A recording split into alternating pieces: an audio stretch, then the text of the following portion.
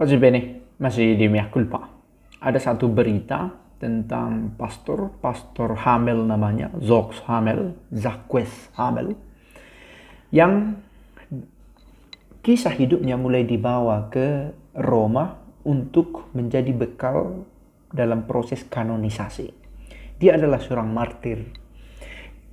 Dia meninggal 5 tahun lalu pada tanggal 26 Juli tahun 2016. Menjadi pertanyaan, apakah memang masih eksis martir seperti zaman dulu? Yakni orang yang karena imannya dipersekusi, dianiaya, bahkan dibunuh. Faktanya ada. Inilah Pastor Jacques Hamel yang oleh 2 orang jihadis dipotong lehernya. Dan memang ini isu yang sangat sensitif karena menyangkut agama. Penyerangnya jelas-jelas adalah dari kelompok Islam. Dan Pastor Jacques Hamel diserang ketika sedang memimpin perayaan Ekaristi. Dia adalah seorang pastor Katolik. Dan 2 kata yang muncul dari mulutnya benar-benar menjadi inspirasi untuk banyak perbincangan. Apa yang dia katakan ketika dia sedang diserang? Father Jacques Hamel berkata, Satan go, setan pergilah, Satan va. Dan sudah dibuat ikon yang menjadi gambar dari dirinya dengan dia menutup mata, kepalanya sudah selaksak, rambutnya rontok. Ada rambut putih di sebelah kiri kanan sisi sampingnya dengan sebilah pisau di leher. Dan dia memegang hosti baru seraya di gambar itu ya, gambar ikon yang diberikan. Lalu ada tulisan di kiri dan kanan, Satan va, setan pergilah. Karena itu yang dia katakan ketika 2 orang intruder, penyusup itu datang ke arahnya ketika merayakan Ekaristi. Dan di gambar itu ada juga gambar mawar putih dan merah, lambang ketulusan, kesucian, dan serentak kemartirannya ditunjukkan di sana.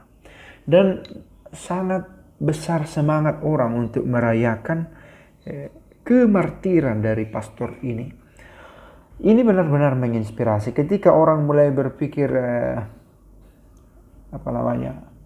relativis, kita tidak perlu setia kepada agama kita, yang penting kita berbuat baik. Tetapi kehadiran Pastor Hamel ini justru mengingatkan kita bahwa amat penting juga merawat, membela iman di dalam gereja. Pastor ini tidak memutuskan untuk pergi, untuk mengkhianati imannya, tapi dia tetap memilih untuk merayakan Ekaristi. Dia menjadi pastor selama 58 tahun kurang lebih. Dan sekalipun dia dinyatakan sudah pensiun pada tahun 2005 yang lalu, dia tetap memilih untuk terus berkarya. Itulah sampai akhirnya dia meninggal tahun 2016. His life of quiet prayer, service, and unflinching faith are remembered today. Dia dikenal sebagai pribadi yang tenang dan dia tidak hadir dalam hiruk pikuk. Dia seorang imam yang dalam sepinya tetap berkarya, melayani, dan dia punya iman yang kokoh yang menjadi inspirasi bagi banyak orang. Ya, memang faktanya kita tidak menjadi bintang setiap hari. Kita punya daily life yang mungkin saja terkesan membosankan, terkesan itu saja, tetapi toh orang yang biasa, orang yang itu saja dipakai oleh Tuhan untuk menjadi inspirasi sehari-hari bagi banyak orang tentang bagaimana itu beriman. Kanonisasi untuk pemberian gelar kudus kepada Pastor Jacques Hamel ini sudah dimulai pada April tahun 2017. Setahun setelah peristiwa yang dia alami. Dan sekarang proses itu kembali diingatkan kembali setelah 26 Juli 2021 dikenanglah 5 tahun dia meninggal dunia.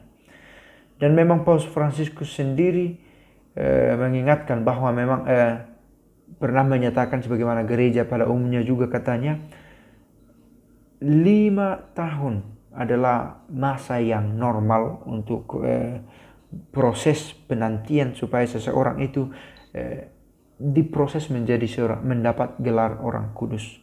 Maka persislah 2016 dia meninggal dunia, 2021 perhatian lebih istimewa diberikan untuk proses kanonisasi dari Pastor Zogh Hamel. Para sahabat, saya pikir ini bukan berita yang benar-benar baru, dalam arti sudah banyak dicatat di dalam gereja kita orang-orang kudus yang dengan cara-cara hidupnya tampil sebagai orang yang pantas untuk diteladani cara berimannya. Tetapi kadang kita berpikir, apakah masih ada kemartiran semacam itu? Ada yang mengatakan martir putih, kita tidak harus mati untuk membela iman, tetapi kita memberi kesaksian. Oke, boleh jadi itu benar, tapi yang kedua ada juga bahaya relativisme atau mencoba melembekkan semangat.